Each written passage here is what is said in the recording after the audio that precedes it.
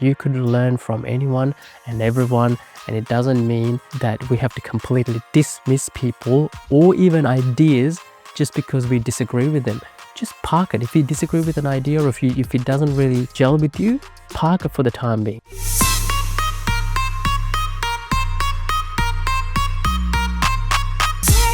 Hey everyone, it's Whoopi here for another video where I talk about health, wealth and happiness. Today I wanted to talk to you about the 50 Shades of Grey. No, I'm not talking about the book. I'm talking about there's no black and white in this world, or right and wrong. At least that's my understanding as of today. Long time ago, I didn't actually believe this. I actually thought, hey, there's got to be rights and wrongs in this world. But as I've gotten older and maybe a little wiser, I've understood that it's not that clear cut. In this world, when we look at different subjects, there's varying degrees of rights and wrongs. Okay, there's a spectrum there. I know we hear the term spectrum a lot, but I've found this to be the case. So let me give you some examples, obviously. So when we even talking about different people are so polarizing these days in terms of the figures that are out there. People either like to hate someone or they like to love them, but we're just so polarized, right? It makes me sad because I think you can actually learn from everyone, whether they, in your mind, if they're a good person or not. I think Bruce Lee put it really nicely. Check this quote out. I don't want to butcher it, so I'm going to actually read it out to you. Bruce Lee said, "Take what is useful, discard what it's not, and add what is uniquely your own." So basically he's just saying, take the goodness out of every person and forget about their bad qualities. If you think they're bad, ignore them. But is there something that you can learn from these people? I mean, something at all. So I'm going to give you a couple of examples of different people in, it's easy to use the political spectrum. So if we use on the right-hand side, if we get Andrew Tate and maybe even Kanye West on the right, on the left we'll put Mark Cuban and Whoopi Goldberg, okay, on there. And I'm going to put a fifth one sort of in the middle. And this is going to be controversial, so don't crack it. But I'm going to put Elon Musk. Why am I sort of putting him in the middle? He's more center right now, but only recently. I'm talking about, a few years ago, he was definitely on the left. He was making electric cars, making the energy efficient stuff, making, climate change more a dent in climate change, I suppose.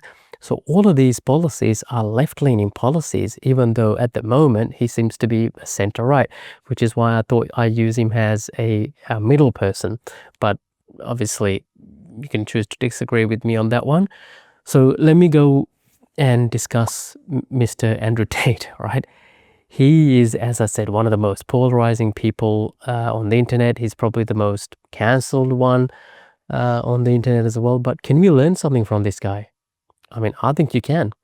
I know there are certain things that I don't agree with, but other aspects of, taking personal responsibility, men being more men and more masculine, why not? Are these bad qualities to have? I certainly think not. I think men should be men, not in the toxic way that, the media portrays us to be, but taking personal responsibility for our action, our health, taking care of our families, rising up to the challenge, not being a wimp about things. I mean, it's so evident in society when you look around and you're going, dude, man, how did these people go to war, as in this age group, go to war 70 years ago, at the time of our grandfathers, and you look at the same spectrum of men, they're not real men. I mean, it's tragic, right? And that's the aspect that sort of Andrew pushes. In regards to the stuff that I don't like, I think I don't need to go there because there's so much negativity about this guy on the net. Search it yourself and you'll find it quite easily. But I'm trying to focus on the positive stuff. So that's his positive. And just to be clear, I'm not a Tate fanboy. I'm not a fanboy of any of these guys. So these are just examples as discussion points to prove the point that there's no black or white. There's a spectrum here where you can sort of find yourself and learn from others. Let's take our friend Kanye West. I mean, Kanye West, wow, what is he a polarizing character? I mean, there are things that are going on with this guy that I just don't understand, and it is what it is. But I'll tell you this as a matter of fact. When I used to DJ and I used to drop a Kanye West track at a club, at a party, at a wedding, at a corporate function, it would go off, like off. So from an artist perspective, he knows how to market himself. As a businessman, I reckon he's done well. Has he turned over $1 billion? I think he has as well. In terms of all his other attributes, I'm not going to get into because, again, it's probably not role model material at all. But all the stuff that I can take as a positive attribute, why not? Okay, so that's the right side. Let's do the left. Let's talk about, who did we talk about? Mark Cuban. Mark Cuban, pretty good businessman, right? You can't get $1 billion and Shark Tank dude, if I'm not mistaken, owns an NBA team. These are pretty impressive goals for anyone to achieve. So very admirable. He speaks eloquently.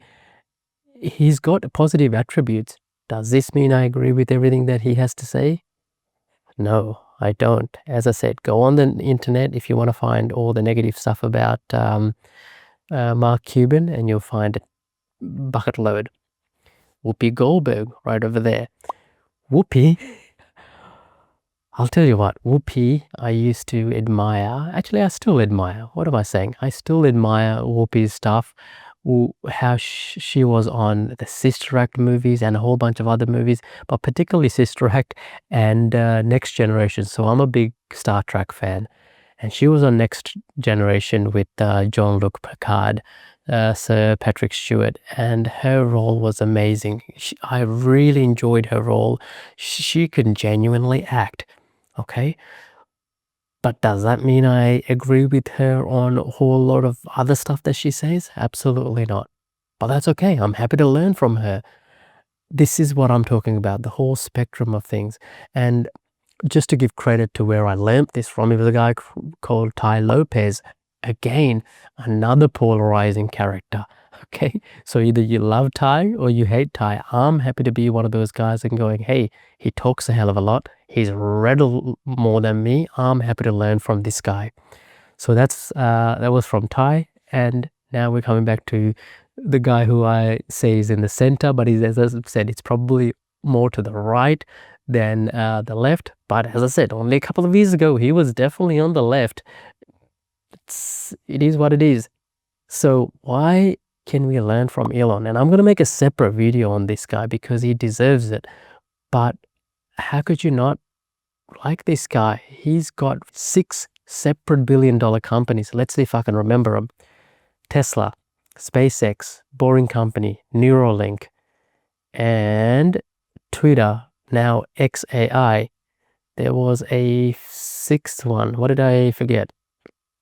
How bad is it? Let me just try and quickly look, because Tesla, SpaceX, X, Neuralink, Boring Company, XAI. Okay, that's 6.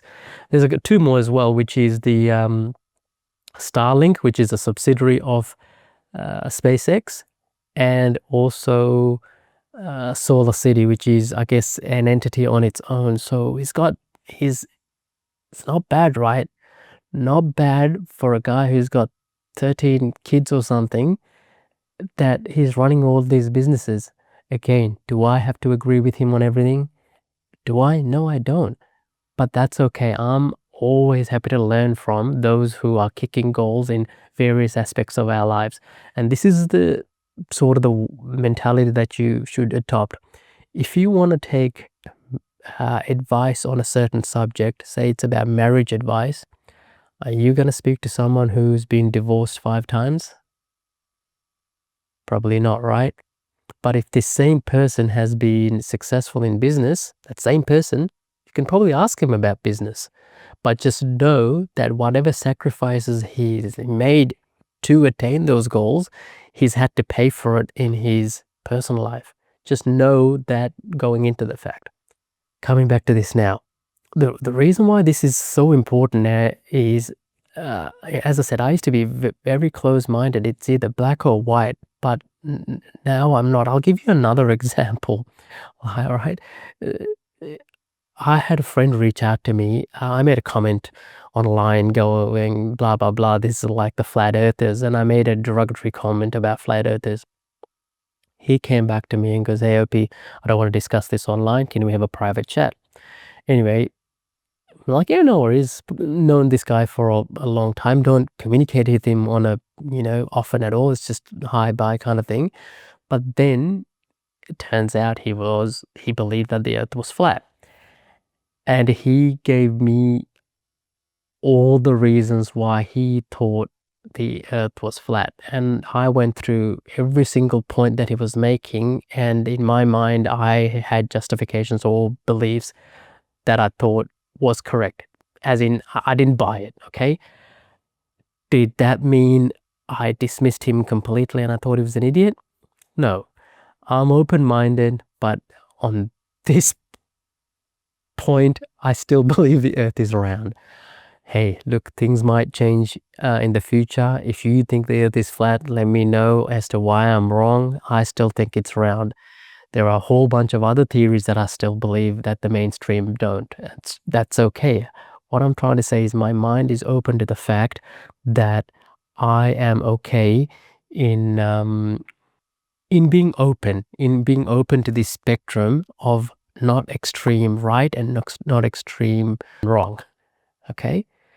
So again, I started this video with saying, let's try and understand the 50 Shades of Grey, and that's what I meant. The understanding that you could learn from anyone and everyone, and it doesn't mean that we have to completely dismiss people or even ideas just because we disagree with them. Just park it. If you disagree with an idea or if it doesn't really gel with you, park it for the time being. I'll give you another example. I used to think communism and socialism was completely bad. I still do, so to a certain extent. And here's what I mean. When I was open enough to have debates and discussions with people. And by having these discussions and topics, I've realized in my own personal space, I've got basically a socialist structure at my house. Right? I mean, without stating the obvious, there's only one person that owns the majority of the income in this house.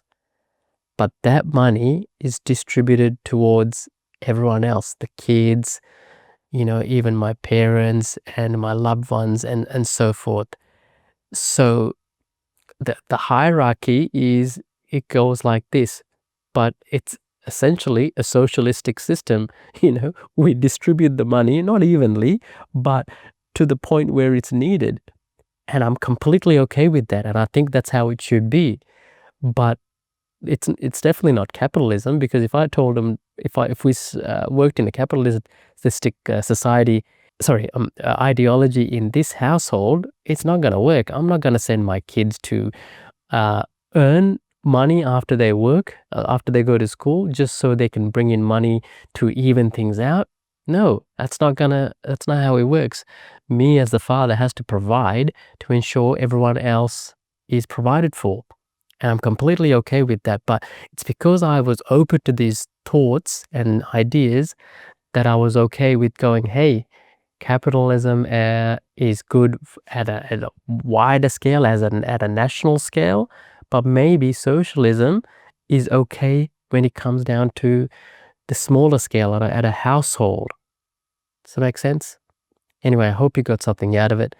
Thank you very much for listening. Stay open in terms of your ideas and your mind, and I hope you will learn something every day. All the best. Thanks. Bye. See you in the next one.